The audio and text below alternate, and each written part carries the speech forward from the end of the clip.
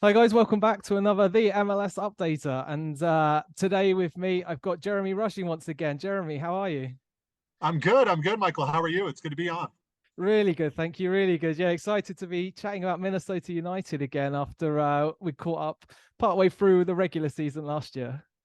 Yeah. It ended up being the kiss of death. They were doing Yeah. so well, and then I was talking them up so much about how maybe it was a run at MLS Cup was in the cards, and then I also, as soon as we did that interview, it just all went downhill, limping into the playoffs, and then obviously bowing out to FC Dallas. But yeah, definitely a roller coaster season in 2022 for sure. Oh, 100%. Yeah, this we'll get into a little bit of a look back at last year, but remind everyone where they can follow you and some of the work you do around Minnesota United and other football, soccer around the state.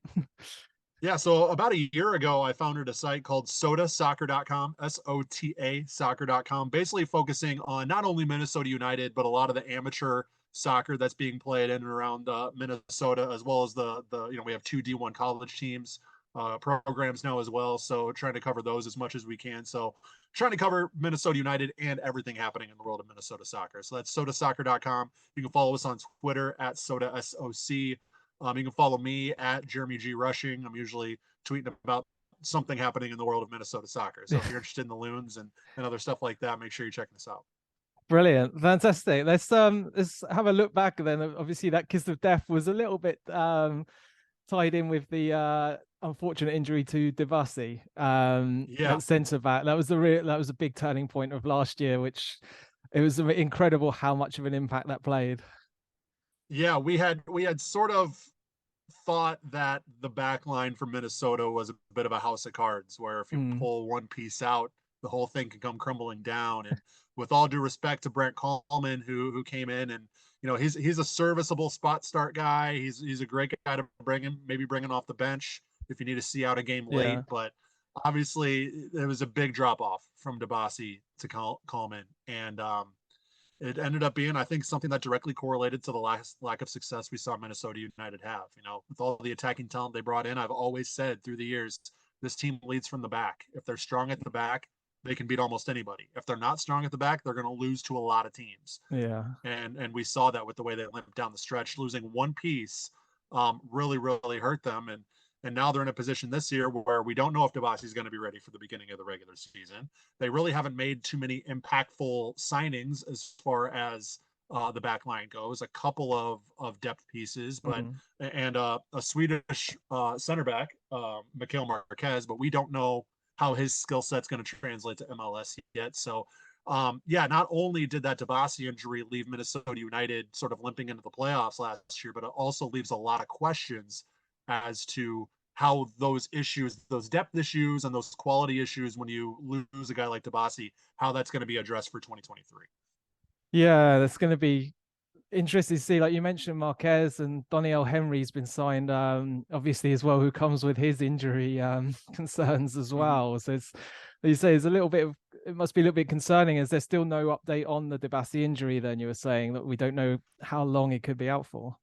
Yeah, so when it first happened, when the injury first occurred late last season, Adrian Heath told us, his media, he goes, yes, he admitted Debassy's going to be out for obviously the rest of the 2022 season, Mm. and would be out for, quote, the beginning of the 2023 season. So we don't know how far, what the beginning means. We Yeah. really haven't gotten too many updates as to far as what he's been doing during training, if anything, if he's been spotted on the pitch, if he's running on the side, if he's, what his status currently is a little bit up in the air, as we're about a month away from the beginning of the regular season. But I don't think anybody is really expecting him to be ready for match day one on February No. 25th. The question is, how many games is he going to miss at the beginning of the season? And if Minnesota United doesn't make any starter ready signings from, now until the beginning of the season, we could see a beginning of 2023 that sort of replicates what we saw at the end of 2022. Yeah, and looking at the other end of the pitch, then when we spoke, there was a lot of excitement about Fragapane and Longwane adding a lot of pace to this front line on the wings, Mm-hmm. gave Reynoso a little bit more opportunity to get on the ball, and had different options going forward. But their form didn't really didn't last too long. They were too in and out again. Some Mhm. performances were fantastic, some just dropped off. And is there is this something that's just happens far too often at the moment in those areas that Reynoso's relied upon way too heavily? Yeah, when Minnesota United had their best run of the season in July through the end of August last year, they were getting contribution from almost every one of their frontline players. Specifically, Yeah, two guys in particular, Franco Fragapane and Luis Maria. yeah, When those guys are on their game and defenses have to key in on them, it just creates Reynoso is able to do so much more because he is not the sole focus yeah, of the opposition's defensive game plan. The problem is that contribution from those two players specifically has been very inconsistent. Bongi Longwane, he is somebody who is coming along. He's very raw. He's very yeah, green. He showed some really good glimpses of what he can do. His pace is great, but his technique on the ball, his finesse as far as dribbling and able to get in those tight pockets of space, out of those tight pockets of yeah, space, that's not there yet. Doesn't mean he can't develop into that, but he's not somebody who's going to be relied upon to create his own shooting opportunity. yeah, Um, so those two guys specifically, Amaria and Fragapane, there's a lot of pressure on them in this attack, and they haven't been consistent in sort of living up to what's needed from them. And when they're not contributing, you see Minnesota United can really struggle not just to score goals, but create opportunities whatsoever.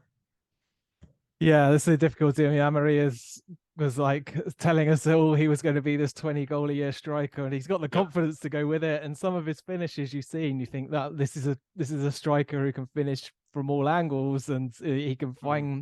find space, and he can finish with just the slightest of opportunities. But then, yeah, like you say, he went for a few games, like a few games hit, and the chances just don't appear, unfortunately. Yeah, Maria is an interesting player because I think his tendency is to just sort of park himself in the box and try to find a soft spot, if you will, where he can receive service and just turn and shoot. That doesn't necessarily align with what Minnesota United does well in the attack. They rely well on push and pace, on strikers making runs, whether it's near post, far post. And in that stretch in July and August last year, we almost saw at times Reynoso and Amaria sort of switch their roles a little bit, where Amaria was getting outside the 18, getting touches outside the 18, feeding Reynoso in the box at times. Yeah, And when they have that fluidity and that flexibility, and guys are willing to sort of get out of their comfort zone and get the ball and maneuver the ball outside of those 5 to 8 foot areas where they're normally accustomed to, you see the creativity and you see things really open up for Minnesota United's attack. Unfortunately, that really only happened consistently in that one stretch last year. yeah. I don't know if it was just sort of falling back into what they were comfortable with, or defensive defenses really sort of seeing that and forcing a guy like Amaria to be more stationary. I'm not sure exactly what contributed to that, regression Mm. in September from an attacking standpoint, but it was very, very noticeable. Yeah. So the depth wasn't really there as well behind Amaria, and No. there's some a little bit of a chat about some of these rumors going around the South Korean possibilities going for the Minnesota be linked with Cho Gu-sung. I hope I've pronounced that correctly. He's also wanted by Mainz and Celtic. The big would Yep. be the big signing around for sort of $5-6 million, I think. Can you tell us any Mhm. more about what's going on with that deal? Yeah, so it looks like there are two South Korean strikers that Minnesota United are in on. I would be very, very surprised if they got both of them. I'm Mm. hopeful they can get one. Obviously, Cho Gae-sung is the prime target for Minnesota. If you recall, during the World Cup, he was the one who everybody sort of fell in love with, and Yeah. his Instagram followers went from like 30,000 to 4 million or whatever it was. So he's like the pretty boy. Yeah. But he was the pretty boy of the World Cup. But obviously, a very, very good striker. Scored two Mm. goals in the World Cup for South Korea. When you're looking at these two options, the pie in the sky, if wishes were fishes, option would be him, I think. Yeah. But obviously, he's wanted in a lot of other places that might be seen as more prominent than MLS and Minnesota United specifically. Another name though, who's somebody Minnesota has been interested in for a while. He came up during the summer transfer window. Is Wang Wei Zhou, South Korean striker. He was also on the South Korean national team. Somebody that I've obviously been scouting and talking to for a little bit. Mm. Minnesota has sort of the MLS the MLS rights or the MLS Okay, yeah. preference on him. And it doesn't seem like he is wanted, too many places elsewhere like Sung is. There aren't too many rumors of him, going to different clubs in other leagues. So it looks like if Joe is going to make a move, whether it be sooner or later, Minnesota has the inside track on him. So he's the more realistic option. But yeah, to get one of these guys would be solid. With that being said, they have two designated player strikers on the roster already, and Luis Amarilla and Mender Garcia. And I think whether you get Sung or Zhou, that would be a designated player, I believe. Yeah. If I'm understanding kind of their salaries and how that would go into effect for Minnesota. So that would potentially have Minnesota with three technically designated player strikers, although Mender Garcia is a young DP. So that would be kind of interesting. But they obviously, they do need some help in attack. They do need some help in goal scoring. It seems like either one of these guys would give them a bit of a boost in that regard. And what can you tell us a bit more about Mender Garcia's time now? He's a recent young DP. Is there excitement about him progressing a bit going into this season? Yeah, he showed some good things last year. He had a couple games where he had some really good looks, was able to create some really good looks. Wasn't able to finish, unfortunately, but he is somebody who Minnesota United fans seem to be very, very optimistic about for the future. I put something out on Twitter, like, who is your, 2023, player to watch, in terms of maybe just under the radar a little bit. And everybody seemed to say Mender Garcia in unison. Okay.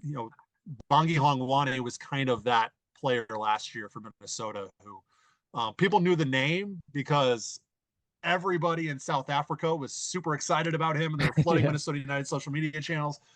So, we were kind of hoping he would turn into a good player. And, he ended up starting, more than a dozen games for Minnesota in 2023.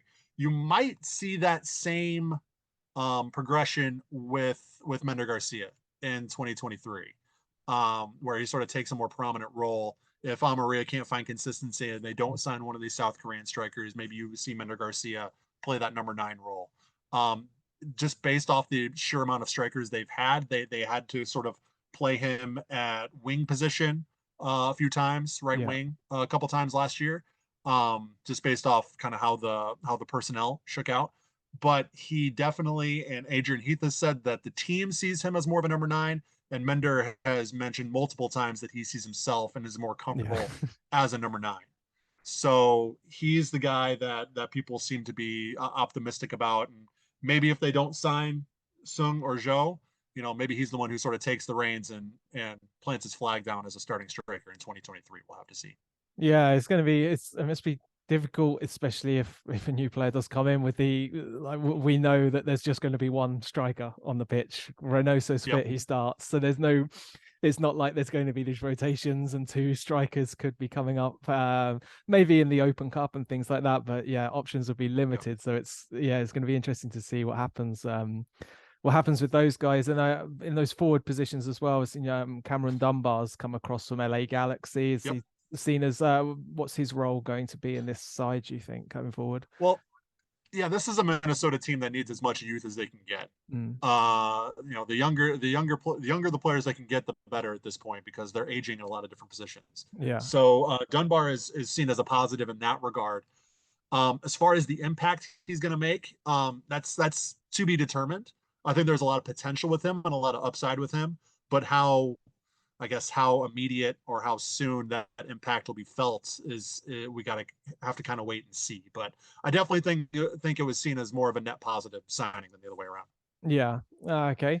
And if you mentioned how important the defense is and the lack of like a starting centre back coming in at the moment, or that of. We'll have to see what happens with the Swedish centre back and where he's ready at. There's been some additions to some depth at least added at fullback with Zarek Valentin from Houston coming at the right.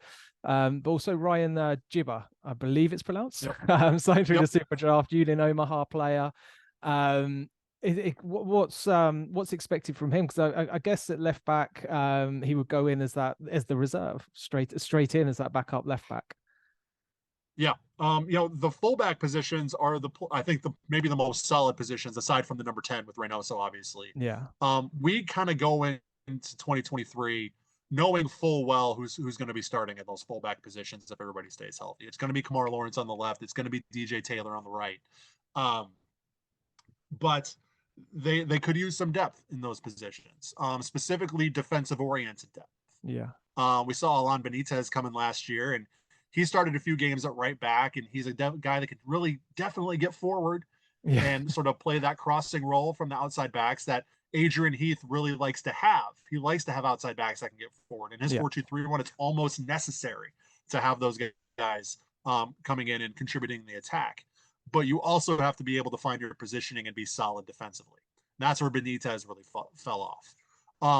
Not saying he can't be a good contributor on this team, but they need some guys at the back, specifically outside back, who know defensive positioning and who can be solid in those situations when they're called upon. Jibba and Valentin both seem to check that box as quality reserve players, guys who you wouldn't mind seeing coming off the bench if you're looking to see out a draw or a win late in the match.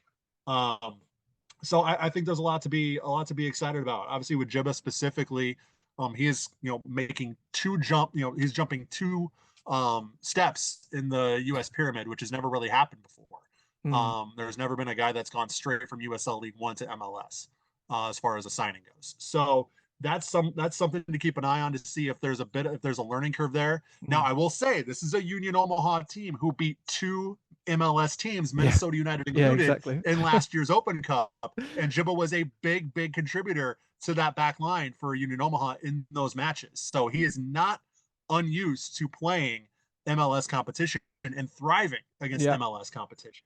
So, but how that translates to him being on Minnesota United's roster and where he falls in come, February 25th, that is one of the most interesting things for me, aside from, who could Minnesota United bring in, who are new signings, as far as the personnel they have, where a guy like Ryan Jibba factors into this roster, and if he's available for selection and he is consistently selected by Adrian Heath off the bench, that's something to be determined. But I'm interested in that because I love lower league soccer myself. I follow USL League One pretty closely, USL Championship. I love those kind of lower leagues and following those as they grow in popularity. So to see how a talent that thrives in that level directly translates to MLS is very interesting. Oh, it'd be good to see. Yeah, it's nice and it's always good to see these players really progressing in their careers, and it's something important for those players in the USL Championship and League One to see if he can sort of progress going forward. And you can see those steps going, becoming made open for players. Joseph Rosales has returned. I mean, a permanent transfer now. How exciting is that to add to the midfield? It's very exciting. This defensive midfield, there are so many options in terms of Minnesota United who can start, who comes in the defensive midfield. Obviously, you have Will Trapp, you have Kervin Arriaga, you have Joseph Rosales, you have Robin Lod, you have a returning Hassani Dotson as well. So, but Rosales has come along and been such a really good young player for this team, who I've previously mentioned. This team needs good young talent at a lot of different positions. So I think it was a no-brainer re-signing. He was actually the lowest paid player on Minnesota United's team last year. And so they definitely got their money's worth, and he definitely earned a raise. So, I'm really excited to see how he continues to progress along. And it would not surprise me if he becomes a game in, game out starter in the defensive midfield. And if he can do that, that's huge for Minnesota's attack too, because that means Robin Lod can go back to right wing. Because as it stands now, I don't see him moving from that.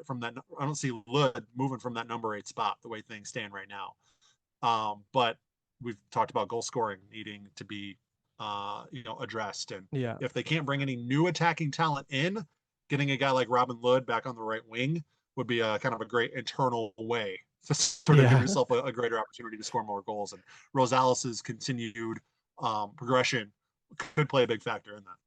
Yeah, I was going to ask you about Lud after this. Like, he's played across everywhere, and I was just wondering how surprising maybe was it to see how well he just adapted no matter where he was placed all of last season, and how is it important to get him back higher up the pitch in 2023? Yeah, it is surprising. So I got in a lot of arguments on Twitter about this last year. How I mentioned all I did was mention how surprised I was the first game Robin Lod played at the number 8, how well he played. That's all I mentioned. And I had so many people. He plays the number 8 for Finland, and he how do you not know this and whatever. The way Finland plays, though, they play with one defensive midfielder. Yeah. So it's completely different than the double pivot that Minnesota United plays. Let's just put that out there right now. But Robin Lod has shown to sort of be that Swiss Army knife in a lot of different Mm. ways. He's played left wing, he's played right wing, he's really good in the number 10 position as well. He's played striker, he's played false nine for this team. So in that way, I guess it's not as surprising that he thrived in the number 8 position because he's thrived everywhere else he's played for Yeah. Minnesota United in recent years. But yeah, it was much needed last year with the issues that this team was facing at that position specifically, but it did take away from their attacking quality. And um, I think it is a huge priority. It should be a huge priority to do what you can to make sure he is back up front for this Yeah. team in 2023. Because if he is, I think that just gives you, I mean, he is the highest goal scorer in Minnesota United history. Yeah. He has the So most goals in Minnesota United's MLS history. So that just tells you something right there. The bar's not very high, but he is the yeah. highest goal scorer in Minnesota United history. So to have that guy back up front, it's an understatement. It would be huge for Yeah. Minnesota United to make that happen this season. Yeah, it'll be interesting to see what they do with the rest of these signings then to well, the rest of this time where they can make signings going forward. And you mentioned obviously the importance of making a younger squad, and we spoke just before we started about Aziel Jackson. Mm-hmm. Obviously been traded across to St. Louis City, the expansion side now. How how disappointing is this to lose someone who was in the MLS Next Pro Team of the Year? First things first, I'm really happy for AZ as a player. It's going to be a big opportunity for him. He's going to get on an MLS roster. Presumably he's going to get minutes and he's going to get an opportunity to show what he can do at Mm. this level. From a Minnesota United perspective, yes, a lot of fans and supporters were really disappointed by this move because, I mean, AZ Jackson was an MVP candidate in MLS Next Pro last year, and talking about a team that has a thirst for youth. To make an impact on the main roster, he was obviously seen as somebody who could be an impact player, a youthful Yeah. impact player on Minnesota United's first team in 2023. So in that sense, it was a disappointing loss for a lot of Minnesota United fans that we're not going to get to see if that was able to come to fruition. I will say though, we're not going to know if that's really right for a year, two, maybe even 3 years, because we do not know how MLS Next Pro talent directly translates to MLS Yeah. yet. So we will see, but I think as far as from a financial aspect, from a business aspect, I think Minnesota United got a good deal for him. Mhm. I think they got $250,000 in TAM Yeah, I think or so. Yeah. allocation money for that signing for a guy who's not even on the first team. Yeah. So I think it's a good piece of business. But are you losing a guy who could have been a vital contributor for your team for years to come? We're not going to know that Mm. for a couple years. But I'm really happy for him. I'm really interested to see what he can do, and I hope he does make an impact, and I hope he does prove Minnesota United's front office wrong. Yeah, it'll be interesting to see, especially going to a Western Conference rival Yeah, in St. Louis. They'll have to see if he can step in, whether it be this year or make a bigger impact maybe in the second season. There's so much we don't know about St. Louis still, so I'll have to wait till yep, their exactly. season really gets started. So looking at what the players that have come in that we've mentioned, I think the only other one that I didn't mention is Clint Irwin's come in as sort of the backup replacement after Tyler Miller went to DC United. Mhm. Where do Minnesota really need to be focusing these next few weeks on to make sure that depth or a starter is brought in certain positions? Yeah, I mean center back's the Yeah. main one. They need to bring a starter ready center back, and maybe that is Mikhail Marquez. We don't know. But I think either way, the more quality players they can get at the back who can come in and make an impact, the better. I will die on this hill that Minnesota United is best when they have a top 5 MLS backline. Yeah. Doesn't matter what the quality is anywhere else on the pitch. If they focus on their backline and they focus on their defensive third, the results come. They just do. Whether Yeah. it's 1-0, whether it's grinding out a 0-0 draw on the road that's not exactly, sexy, whether it's a 2-1, whether it's a just really ugly 2-1 win, Minnesota United gets results when they are defensively sound. They're not going to outscore teams. They're just not. They're not going to win 4-3, 5-4, 3-2 shootouts. They're just not built that way. But if they're able to solidify the back, and that means both the back line and the defensive midfield, and I think they have the personnel to do that with the guys they have. I don't think they necessarily need to bring in any new pieces in the defensive midfield yet. We'll see how Hassani Dotson comes back and the type of impact he can make. But solidifying the interior of that back line is and has been priority number one. Marquez is a U22 player, so I don't know. I'm not necessarily confident that he's that guy who's going to start match day one. I mean, he might start match day one just because he might be the best option. Yeah. But I do think that maybe you need to look at signing a more match day one ready starter talent, that type of level who can start and be really, really solid for 90 plus minutes. So that is still priority number one for me. And then you go to striker and goal scoring. But it always starts with the back for me. Yeah. It always starts with the back. They could have the best striker on the planet, but if they are weak at the back and they're letting in 2-3 goals, they're not getting results. They're not going to be where we want them to be at the end of the season. So it starts with that back. It almost starts and ends with that back line, but they do need goal scoring help as well. Definitely. And then for people who maybe don't follow Minnesota so closely, he was maybe a player who was playing last season but didn't make the impact that you thought he would, but could in 2023. He might step up, and maybe a young player as well who could who play people who don't follow Minnesota at all may not know about at all, who could be making an impact this season. Yeah, I'm really interested to see how Kervin Arriaga does in 2023. He was a literal last minute signing for Minnesota United last year. He got his immigration paperwork done on the plane to Philadelphia for the first game. So that's that's how last minute that was. But at the beginning of last season, he was a really, really good defensive midfield player for this team. He was really able to kind of be that pivot point between the back and getting into the attack as well. I thought he played that number, whether he was at the 6 or at the 8. I thought he played both those positions very well. And then he had this drop in form. He picked up an injury, he picked up a knock, and wasn't really the same in the latter part of the season after coming back from that. So after an off season to rest up and theoretically, presumably get back to 100%, I'm really interested to see what kind of impact he can make, because he is another one of those guys in this kind of long line of potential defensive midfield starters. He has the inside track on a starting position. I expect him, whether it's him and Hassani Dotson or him and Robin Lod or him and Will Trapp, I expect him to be on the team sheet as a starter when we get to February 25th. So I hope that he can retain the form and progress on the form and build on the form that he had in the early part of last season. As far as a younger player, starting right back, DJ Taylor. Yeah. This is a guy who Minnesota, they're rewarded for their they continued to give him opportunities when Roman Metnier would go down injured over the last 2 or 3 years. And the consistent quality, it wasn't there. But when he was able to get 2, 3, 4, 5 straight starts and really kind of get that consistent starting look, you saw him really come into his own. And he has turned into a player. When you talk about kind of outperforming your salary or providing more value than maybe what you're being paid or what's been put to you, DJ Taylor epitomizes that. He is a young player who's come in and he is, and for my money, one of the best outside backs in the Western Conference.